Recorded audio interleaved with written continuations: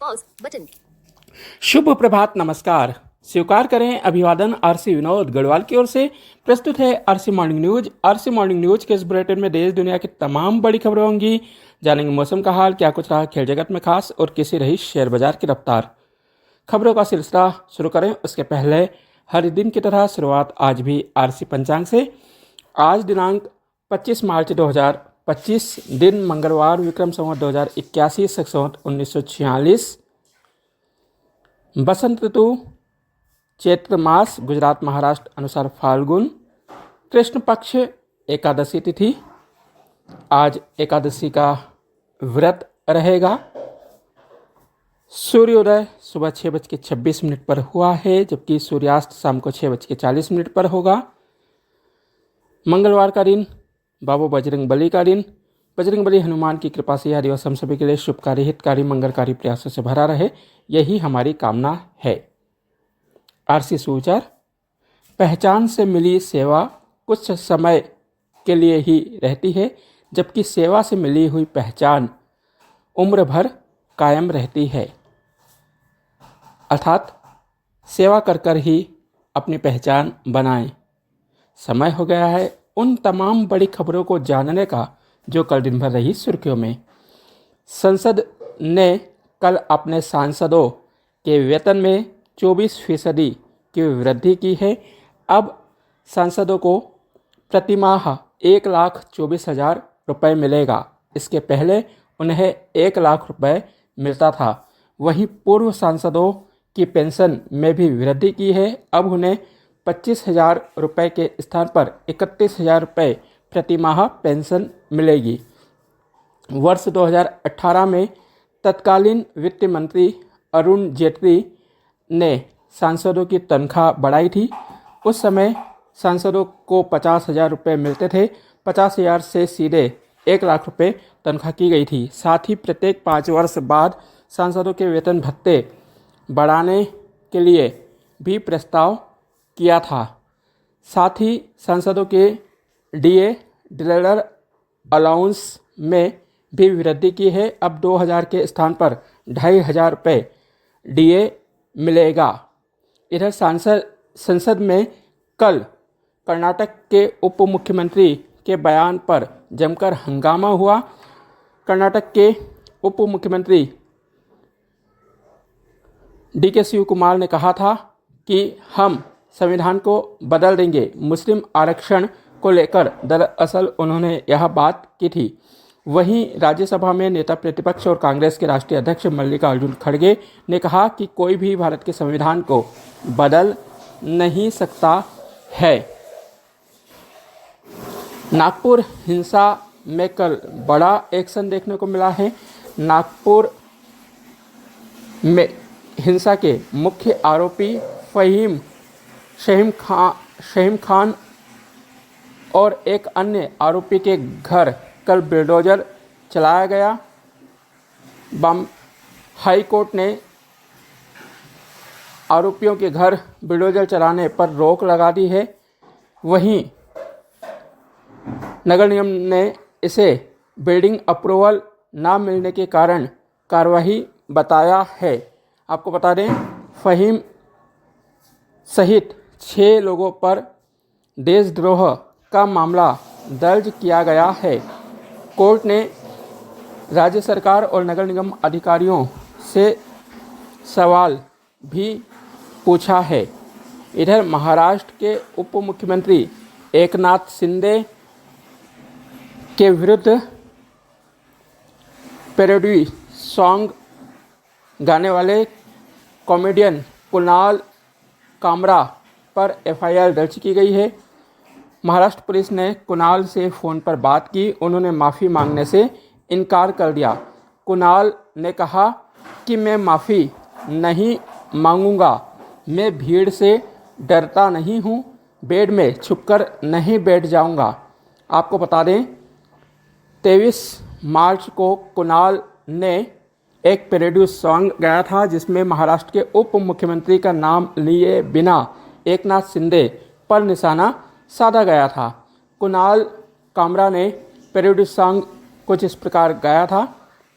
थाने की टैक्सी चेहरे पर दाढ़ी, थाने की टैक्सी चेहरे पर दाढ़ी, आंखों पे चश्मा, हाय मंत्री नहीं है वो दल बदलू है, और कहा क्या जाए, मेरी नज़र से तुम देखो तो गद्दार नज़र वो आए। कुणाल के इसी पैरोडी सॉन्ग पर विवाद हो गया था। कुणाल ने जिस स्टूडियो में इसे गाया था उस स्टूडियो को बीएमसी ने अवैध बताते हुए हथौड़ा चढ़ाया है। मामले में सियासी बयानबाजी हो रही है। इधर मध्य प्रदेश विधानसभा में कल जमकर हंगामा हुआ। मध्य प्रदेश भारतीय जनता पार्टी के आलोट विधायक चिंतामणि मालवीय ने कहा कि मैं अपने बयान पर माफ़ी नहीं मांगूंगा। यदि पार्टी मुझे नोटिस देती है तो मैं तथ्यों के आधार पर पार्टी को जवाब दूंगा। आपको बता दें, चिंतामणि मालवीय ने सिंहस्थ 2028 के लिए किसानों की जमीन अधिग्रहण के मुद्दे को विधानसभा में उठाया था। चिंतामणि मालवीय ने कहा कि 13 अखाड़ों ने लिखित में दिया है कि उनके पास ज़मीन है, उन्हें ज़मीन की आवश्यकता नहीं है। ऐसे में सरकार किसानों की ज़मीन क्यों अधिग्रहित कर रही है। कांग्रेस के प्रदेश अध्यक्ष जीतू पटवारी ने कहा कि भारतीय जनता पार्टी दलित और किसान विरोधी है। एक दलित ने जब किसानों की आवाज़ उठाई तो उनको नोटिस दिया जा रहा है। मैं चिंतामणि मालवीय जी को साधुवाद देता हूं और भाजपा से पूछता हूं कि क्या यही बात कैलाश विजयवर्गीय कहते तो उन्हें नोटिस मिलता। जनता को भिखारी बताने वाले प्रहलाद पटेल पर क्या कार्रवाई की गई है। वहीं नरसिंह घोटाले में विश्वास सारंग पर अब तक क्यों एक्शन नहीं लिया गया है। वहीं नेता प्रतिपक्ष उमंग सिंघाल ने कहा कि यह भाजपा का आंतरिक मामला है, किंतु एक विधायक को विधानसभा में अपने जनता की आवाज़ उठाने का पूरा अधिकार है। आपको बता दें, खबर आई थी कि भाजपा के राष्ट्रीय अध्यक्ष जेपी नड्डा ने चिंतामणि मालवीय को विधानसभा में पूछे गए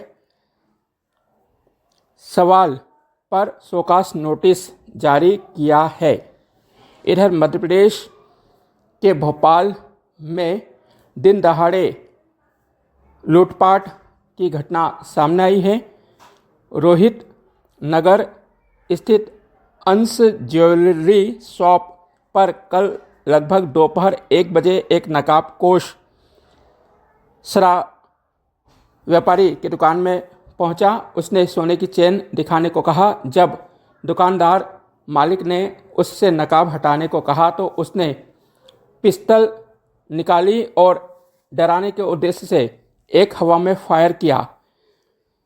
उसके साथ मारपीट भी की, लेकिन मालिक और कर्मचारी की बहादुरी के दम पर दोनों ने उसे पकड़ लिया और पुलिस के हवाले किया। सराफा एसोसिएशन के अध्यक्ष आनंद सोनी ने कहा कि दिन दहाड़े इस प्रकार की घटना ने हमारी सुरक्षा पर कई सवाल उठाए हैं। हम भोपाल पुलिस से सुरक्षा की मांग करते हैं। वहीं थाना प्रभारी लोकेन सिंह ठाकुर ने बताया कि आरोपी से पूछताछ की जा रही है। आरोपी ने कहा कि वह अपनी ज़रूरतों पूरा करने के लिए लूटपाट करता है। उसका मुख्य काम लूटपाट करना नहीं है। मामले की पूछताछ की जा रही है। इधर भोपाल में ही एक नवजात बच्चा मिला है। टैक्सी ड्राइवर को एक बोरी में उसकी आवाज़ आई। टैक्सी रोककर उसने देखा तो बोरी में बच्चा था, जिसकी सूचना पुलिस को दी गई। पुलिस ने उसे कमला नेहरू हॉस्पिटल में भर्ती कराया है, जहां पर उसका इलाज किया जा रहा है। इधर मध्य प्रदेश के सिंगरौली में सोमवार मंगलवार की दरमियानी रात 2 बसें जल गई। सिंगरौली बस स्टैंड पर विजय ट्रेवल्स और सिद्धि ट्रेवल्स की 2 बसें खड़ी थी। विजय ट्रेवल्स में अचानक आग लग गई। क्लीनर की जिंदा झुलसने से मौत हो गई। बताया जा रहा है कि घटना लगभग 12 बजे बाद की है, जहां पर बस ड्राइवर, कंडक्टर और क्लीनर शराब पार्टी करने के बाद खाना खाकर बस में ही सो गए थे। लगभग रात के 12 बजे के बाद जब कंडक्टर काशी की नींद खुली तो उसने बस में आग देखी। बस से बाहर निकलने को कहा, लेकिन कंडक्टर ड्राइवर आगे और पीछे वाले गेट से निकल गए। क्लीनर हरीश बीच में सो रहा था और वह आग से नहीं निकल पाया। जिंदा झुलसने से मौके पर ही उसकी मौत हो गई। वहीं बालाघाट में एक कार पेड़ से टकराते ही उसमें आग लग गई। एक व्यक्ति जिंदा झुलस गया, वहीं 4 गंभीर रूप से घायल बताए जा रहे हैं। इधर जम्मू कश्मीर के कठुआ में आतंकवादी भाग निकले हैं। भारी मात्रा में उनका सामान बरामद किया गया है। सुरक्षा बलों के साथ एनर्जी कमांडो आतंकियों की खोज कर रहे हैं। भारतीय शेयर बाजार लगातार हरे निशान में कारोबार कर रहे हैं। कल बीएसई सूचकांक 1078 अंक बढ़कर 77,984 पर बंद हुआ। वहीं एनएससी निफ्टी में 307 अंकों की बढ़त दर्ज की गई और यह 23,658 पर बंद हुआ है। बैंकिंग ऑटो सेक्टर में कल हरियाली देखने को मिली है। वहीं कैबिनेट ने वित्तीय सचिव के रूप में अजय सेठ की नियुक्ति को मंजूरी दे दी है। मौसम, देश के कई राज्यों में गर्मी ने अपने तेवर दिखाना शुरू कर दिए हैं। राजस्थान के कई जिलों में पारा 41 डिग्री सेल्सियस को पार कर गया है। वहीं मध्य प्रदेश के रतलाम में पारा 39 डिग्री सेल्सियस तक पहुंच गया है। मौसम विभाग ने 3 डिग्री सेल्सियस और पारा बढ़ने की संभावना व्यक्त की है। इधर दिल्ली हाईकोर्ट के न्यायाधीश यशवंत वर्मा को सुप्रीम कोर्ट के कॉलेजियम ने प्रयागराज ट्रांसफ़र करने की सिफारिश की है।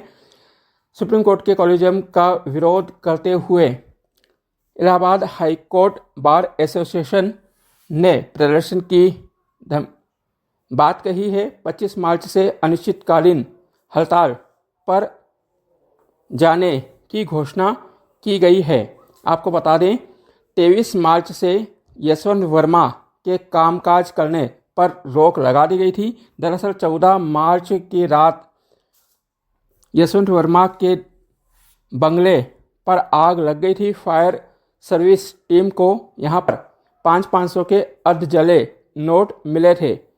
मुख्य न्यायाधीश संजीव खन्ना ने 3 जजों से जांच के आदेश दिए हैं। हालांकि जांच कब तक पूरी होगी इस पर कोई खुलासा नहीं किया गया है। वहीं यशवंत वर्मा तब से ही छुट्टी पर चल रहे हैं।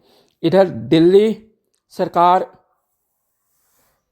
का बजट सत्र आरंभ हुआ। कल दिल्ली विधानसभा में खीर सेरेमनी के साथ सत्र का आगाज हुआ। वहीं ट्रांसपोर्ट कमीशन पर तीसरी सीएजी रिपोर्ट जारी की गई।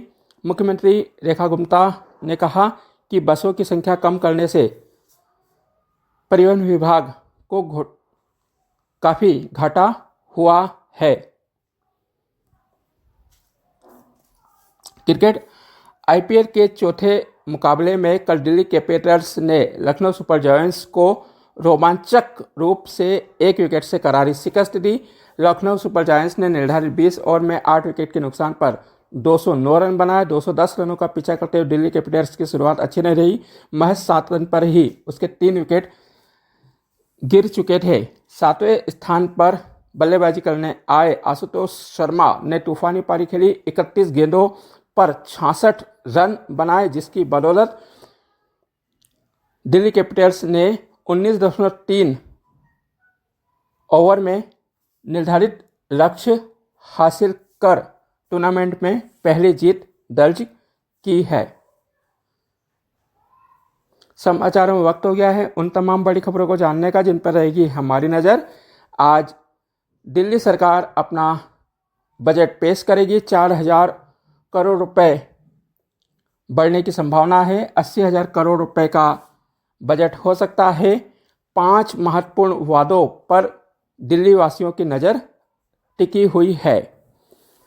आईपीएल में आज गुजरात जायंट्स का मुकाबला पंजाब किंग 11 से होगा। वहीं मध्य प्रदेश के मुख्यमंत्री डॉक्टर मोहन यादव कई कार्यक्रमों में भाग लेंगे। आप सभी का दिन शुभ एवं मंगलमय रहे।